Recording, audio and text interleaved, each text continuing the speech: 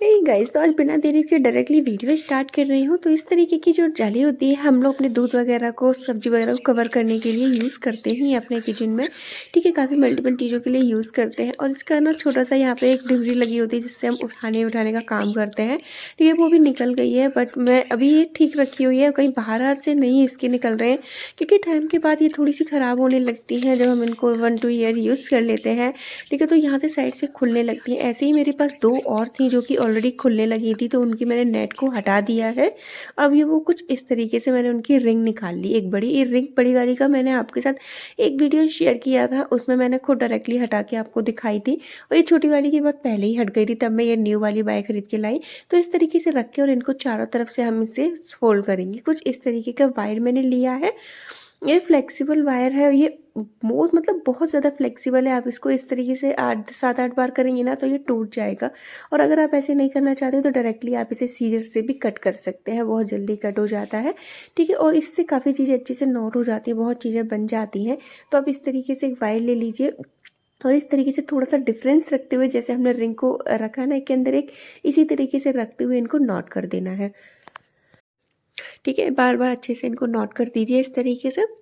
और चेक करते रहिए कि प्रॉपर है या नहीं, क्योंकि मिक्स नहीं होनी चाहिए आपस में, है ना, बराबर इक्वल पे ही रहनी चाहिए। तो इसी तरीके से खींच के आप इक्वल रखिए एंड देन फिर से आपको यहाँ पर इस तरीके से नॉट करना है।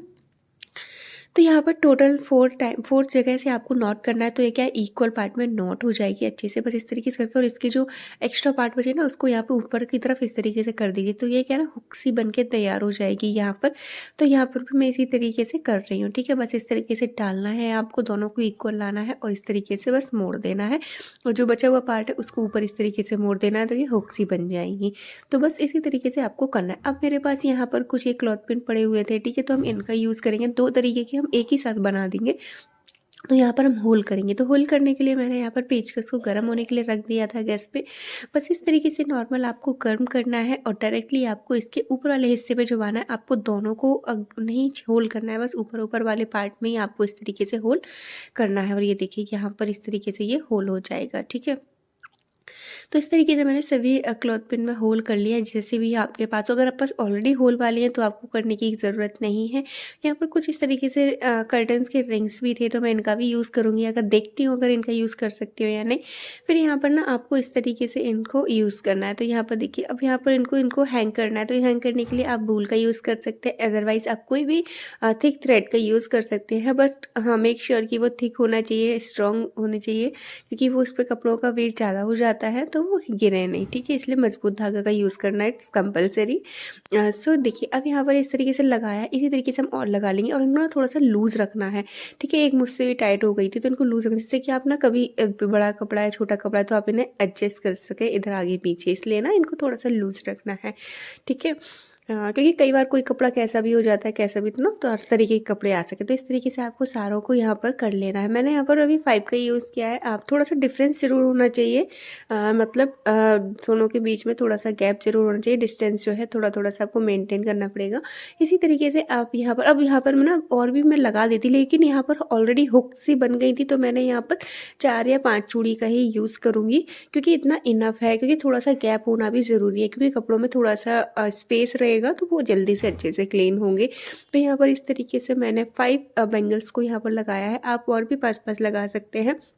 खासकर ये छोटे बेबी के लिए बहुत यूज़फुल है, क्योंकि छोटी बेबी इसके लिए कपड़े कमरे में ही हीटर वीटर के आगे अगर आपको सुखाना है तो आप इस तरीके से डाल दिए, सूखते रहेंगे। ये हर चीज़ में काम आएगा, चाहे आपकी बरसात हो चाहे कुछ भी हो, हर चीज़ में काम आने वाला है। बरसात हो या सर्दियों में धूप नहीं निकल रही हो तो हर जगह आप इसका यूज़ कर पाएंगे। तो इसको अब हैंग करके सुखाने के लिए हमें यहाँ पर ये वाले हैंगर का यूज़ कर रही है। अगर आपके पास नॉर्मल हैंगर है तो आप उसका भी यूज़ कर सकते हैं, बस उसको भी आपको इसी तरीके से नॉट करना होगा।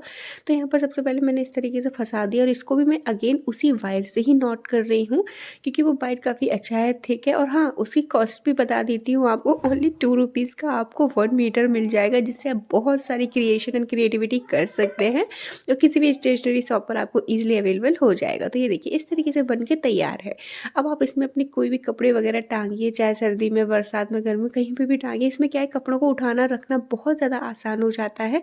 आपको क्या करना है कि जैसे सॉक्स वगैरह आप कर रहे हैं तो सॉक्स को यहाँ पर इन क्लॉथ पिन में लगाना है। इस तरीके से एक लगाइए, दूसरा वाला उसी साइड से इस तरीके से करके लगाइए, तो दोनों सॉक्स अलग अलग रहेंगे, इस तरीके से आपस में मर्ज नहीं होंगे, है ना। तो इस तरीके से आपको सॉक्स वगैरह को लगाना है।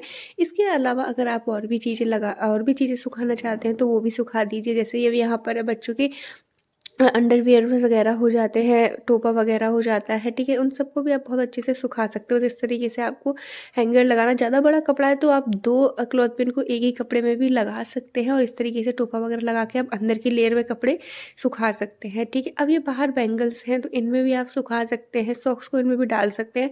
अब यहाँ पर देखिए बड़े-बड़े हम जो स्वेटर, इनर्स वगैरह सोखते हैं ना, तो इस मोड़ के डाल देते हैं। तो इस तरीके के आप उन हुक का यूज़ करेंगे ना हैंगर का, तो बहुत ईज़ी से कपड़े ना सारे स्ट्रेट रहते हैं और बहुत जल्दी सूख जाते हैं। तो आप इसी तरीके के हैंगर का यूज़ कीजिएगा कपड़ों को सुखाने के लिए और बहुत जल्दी ईज़ी से लग जाते हैं, निकल जाते हैं। बस इनकी हुक को इस तरीके से चूड़ियों में आपको डालना है, ये देखिए इस तरीके से बस चूड़ियों में डाल देना है और ये अपने आप सूखने का काम करते रहेंगे। तो सभी में आप इसी तरीके से घुमा-घुमा के डाल दीजिए। तो यहाँ पे मैं आपको दिखा रही हूँ, वरना आप इसको पहले तार पे टांग लीजिए हैंगर को, जहाँ पर भी आप सुखाना चाहते हैं वहाँ पर इसको पहले हैंग कर दीजिए। फिर उसके बाद आप कपड़ों को इस तरीके से घुमा-घुमा के डालिए। और इसमें क्या है, हवा जैसी चलेगी ना तो ये रोटेट होता रहेगा, ऑल साइड रोटेट होगा ना, तो बहुत ईज़ी तरीके से सारे कपड़ों में अच्छे से धूप लगेगी और बहुत जल्दी सूखेंगे। आप एक बार ट्राई ज़रूर कीजिएगा। और यहाँ पर देखिए इस तरीके से आपको सारे कपड़ों को इसमें हैंग कर देना है। अब मैं आपको इसको हैंग मतलब तार पे भी सुखा के मतलब दिखाती हूँ। तो इस टाइम तो जैसे विंटर स्टार्ट है तो बिल्कुल भी अब तो धूप बिल्कुल ना के बराबर धूप निकल रही है। 4-5 दिन में एक आध बार थोड़ी बहुत तो दर्शन करा दिए तो करा दिए, अदरवाइज़ धूप का तो नामो निशान ही नहीं देखने को मिलता है। तो यहाँ पर देखिए तो इस तरीके से आप इनको हम कपड़ों यहाँ को पर सिखा अपने कपड़े देखिए, सुखाने के लिए इतनी सारी जगह चाहिए होती है, लेकिन आप तार पे कुछ इसको इस तरीके से यहाँ पर देखिए इस तरीके से सुखा दीजिए। सारे कपड़े इजी तरीके से सूख जाते हैं और आप जब सूख जाए तो आप इनको अच्छे से उतार लाइएगा। और यहाँ पर देखिए इस तरीके से आप बहुत अच्छे से अपने कपड़ों को सुखा सकते हैं। रूम में चाहे तो रूम में भी सुखा सकते हैं और ये ना अपने आप जैसे हवा लगेगी ना तो रोटेट होते रहेंगे और रोटेट होंगे तो सब जगह धूप अच्छे से लगेगी और कपड़े बहुत जल्दी सूख कर तैयार हो जाएंगे, है ना। तो इस तरीके से आप अपने कपड़ों को रूम में भी सुखा सकते हैं, धूप में भी सुखा सकते हैं। अगर धूप आ गई है तो ठीक है, आप धूप में भी इस तरीके से ले जाइए और हैंगर को बस टांग दीजिए, अपने आप सूखते रहेंगे। तो इनको उतारना रखना बहुत ज़्यादा ईजी हो जाता है। जैसे आपके कपड़े सूख गए, आप उतार लाए तो फटाफट से इनके हैंगर को निकालिए और जहाँ पर भी आप हैंग करते हैं अलमीरा में, कवर्ड में, जहाँ पर भी बस हैंग कर दीजिए। तो इस तरीके से रखना उठाना काफ़ी ज़्यादा ईजी हो जाता है। और अब ये बात करते हैं सॉक्स वगैरह की, तो सॉक्स को आप इस तरीके से फोल्ड करके रख सकते हैं। तो क्या है, ईजिली सॉक्स मिल जाते हैं, मिसिंग नहीं होते हैं। कई बार सॉक्स का हमेशा का रहता है, एक मिल जाएगा एक मिसिंग हो जाएगा, तो आप इस तरीके से रख सकते हैं। अगर आपको ज़्यादा ही जल्दी में है तो आप के बाद इस तरीके से फोल्ड करने की फुर्सत नहीं है तो आप फटाफट से एक सॉक्स को दूसरे सॉक्स के अंदर रखकर इस तरीके से गांठ मार दीजिए, बस हो गया। क्योंकि सॉक्स खो जाते हैं ना तो बहुत ज़्यादा दिक्कत होती है।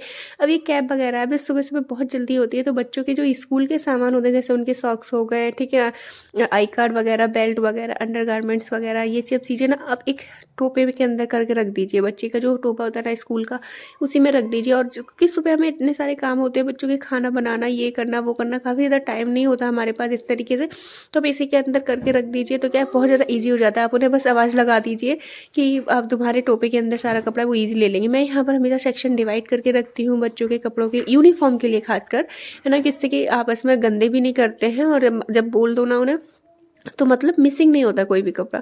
और ये हैंगर को आप मल्टीपल चीज़ों के लिए यूज़ कर सकते हैं। बारिश हो रही हो तब भी यूज़ करें, धूप हो रही हो नहीं हो रही हो तब भी यूज़ करें, एंड अगर आपको आलस आ रहा है तब भी आप इसको यूज़ कर सकते हैं। एंड इसको हैंग करना भी काफ़ी ज़्यादा ईजी है। आप इसको नॉर्मल हैंग करके बस इस तरीके से मोड़ के रख दीजिए, फ्लैट सरफेस में जाके हैंग हो जाता है बहुत ईजी तरीके से, ठीक है। तो ज़्यादा जगह जगह भी नहीं घेरता है, तो आप इस तरीके से इसको बनाकर और इसको बहुत अच्छे से यूज़ कर सकते हैं।